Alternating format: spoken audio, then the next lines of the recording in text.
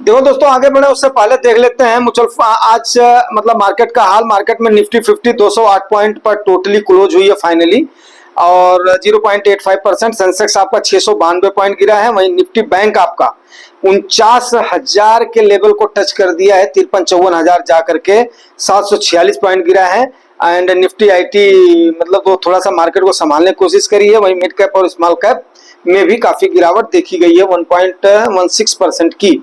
लेकिन आपको क्लियर कर दूं, ये गिरावट कोई भी हिंडनबर्ग की वजह से आज की नहीं है। आज की आपको एक बात बता दूं कि ये है टग of war between the FIIs and DIIs. अभी एफआईआईज और डीआईआईज का आज का डाटा आया नहीं है। कल आपने देखा था कि 4.5-5 हजार के करोड़ के आसपास सबने खरीदा और बेचा है, तो उसको आप समझ सकते हो। लेकिन क्या है कि अभी इस आने वाले समय में हमने थोड़ा सा कॉन्शियस रहना है। दूसरी बात क्या है कि हमने 23,800 पर खरीदारी कर लिया है। एक बार तो लग रहा था निफ्टी आज फिर 24,000 के लेवल को टच कर देगी, लेकिन 24,100 समथिंग पर क्लोज हुआ है आज के टाइम पर, आपको बता ही दिया हमने। तो उसके बाद में अभी ये tug of war between bulls and bears है। और आपको जैसा कि याद होगा, मैंने बताया था 1.25 करोड़ जनवरी से आपकी बियर इन्होंने एफआईआईज ने सेल कर दिया है। वहीं पर ही आपके डीआईआईज ने 1,39,000 करोड़ रुपए की खरीदारी कर दिया है। तो आप ये देखिए कि कहीं ना कहीं आपके डीआईआईज मार्केट को काफी सपोर्ट कर रहे हैं। तो यहां पर आपने बिल्कुल अभी कॉन्शियस रहना है। अगर मार्केट 23,800 से नीचे, 500 से नीचे का लेवल नहीं दिखाता है, तो हमने बिल्कुल चुप बैठना है, अपनी एसआईपी को लेकर के चलना है। क्योंकि हमने जितनी पोजीशन बनानी थी उतने हमने बना लिया है। जो मेरे व्यूअर्स और सब्सक्राइबर्स हैं, मैं उनकी बात कर रहा हूं।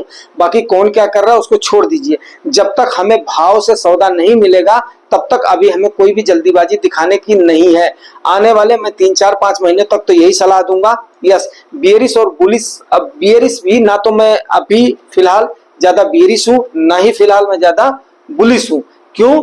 क्योंकि अभी हमें मालूम है कि 3-4 महीने तक, आने वाले समय में, जब तक अमेरिका का इलेक्शन नहीं हो जाता है, तब तक कोई ना कोई सीन क्रिएट होता रहेगा और ये इसी प्रकार की भसड़ मस्ती रहेगी। ठीक है, तो इस पर हमने सावधान रहना है और अपने कार्पस को बचा करके रखना है। अगर हमें 23,500 से नीचे की गिरावट मिलती है, 200-300 पॉइंट पर, 800 पर जिन्होंने पोजीशन लेना था ले ही लिया है, तो उसके बाद में 200-300 पर हम कोई खास पॉइंट नहीं लेंगे अभी। क्योंकि क्या है कि अभी 3-4 महीना फिर हमारा वो पैसा उतने दिन में, 3-4 महीने में थोड़ा बहुत तो जहां पे हमने रखा हुआ वहां से हमें गेन प्राप्त हो जाएगा। हाँ, अगर 23,500 का लेवल मार्केट टच करता है, तब जाकर के फिर उसके बाद में सोचेंगे। तो अभी कोई ऐसा भी सिनेरियो नहीं दिखाई दे रहा है, क्योंकि अच्छी खासी टक्कर है एफआईआईज और डीआईएच के चक्कर में। जहां तक अभी क्या हो रहा है कि चाइना की तरफ जो भाग रहे थे लोग एफआईआईज, अभी वहां से भी इनको थोड़ा सा सपोर्ट मिलना कम हो गया है। तो अभी मुझे ऐसा लग रहा है जैसे सिनेरियोस ठीक हो जाएंगे तो एफआईआईज आकर के खरीदारी यहां पर स्टार्ट कर देंगी। अगर एफआईआईज खरीदारी करना शुरू करेंगी, तब तक डीआईआईज अपने पैसे को एलोकेट कर देंगी।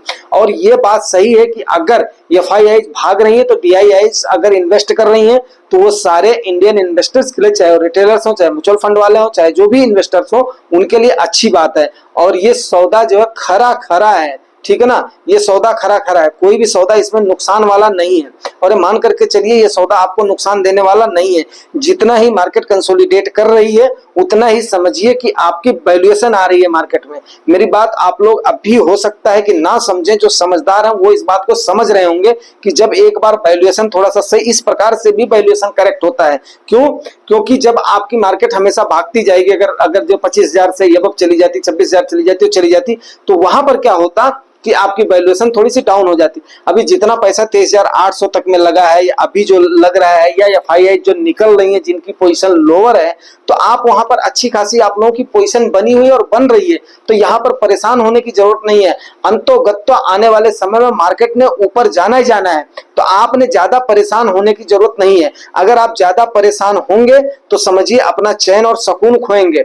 आपका जो भी जिस इंडाइसेस का टारगेट है, उस इंडाइसेस का गेन आपको मिलेगा। सिर्फ और सिर्फ ये ध्यान रखिएगा, 3 साल में और 5 साल में आपका फंड आपके कैटेगरी एवरेज को बीट करना चाहिए, अपने बेंचमार्क को बीट करना चाहिए। वहां पर आप थोड़ा सा कॉन्शियस रहिएगा। 3 साल और 5 साल, साल 2 साल के चक्कर में नहीं आइएगा, ठीक है ना। अगर 5 साल तक भी आपके फंड ने डाउन परफॉर्म किया है 5 साल तक के डाटा में, तब जाकर के आपको चिंता करने वाली बात हो जाती है कि फंड को छेड़ा जाए या ना छेड़ा जाए। नहीं तो आराम से अगर बेंचमार्क को बीट कर रहा है, कटिंग एवरेज को बीट कर रहा है, तो फिर टेंशन लेने की क्या जरूरत है। 2% अप डाउन होगा किसी का, भाई उसके जो उसके फंड मैनेजर ने खरीदा है उसके शेयर्स में थोड़ा सा दम दिख गया होगा, तो उसमें 1-2% थोड़ा ज्यादा दिख जाएगा। हमारे उन शेयर्स में थोड़ा सा दम कम दिखा होगा कुछ शेयर्स में, लेकिन कुछ शेयर्स हमारे ऐसे हैं कि आने वाले समय में वो जरूर ऊपर चढ़ेंगे। ये आप भी जानते हो, हम भी जानते हैं। उस समय हमारे फंड की पोजीशन अप हो जाएगी, उस समय हमारे फंड की रैंकिंग अप हो जाएगी। तो बहुत सारे लोगों की ये कमी होती है कि वो दूसरे के, जैसे बोलते हैं ना,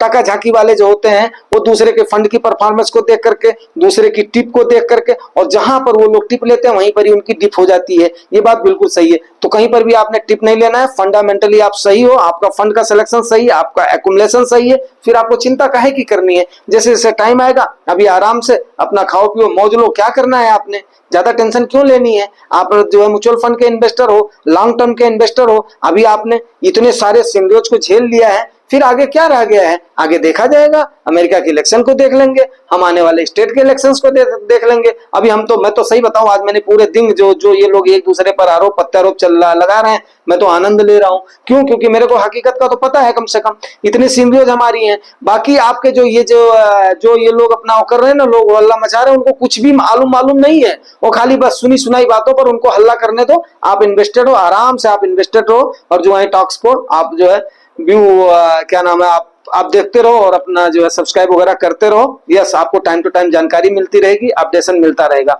आज देखिए मेरी ट्रेन 4-5 घंटे की लेट हो गई है, फिर मैंने ड्रेस वगैरह खोल करके आराम से बैठ गया हूँ। फिर उसके बाद में करीब 11-12 बजे मैं निकलूंगा, फिर उसके बाद में ट्रेन वगैरह अपना पकड़ूंगा। हाँ, एक बात जरूर बता दूं कि एक आध मैं जनरल वीडियो जरूर कल डाल दूंगा, लेकिन अपडेशन वाला वो मैं आपको परसों ही डाल पाऊंगा, क्योंकि कल मेरा काफी बिजी शेड्यूल है। हाँ, अगर टाइम मिला तो जरूर देखेंगे, क्योंकि ट्रेन वगैरह में थोड़ा सा ठीक भी नहीं लगता है।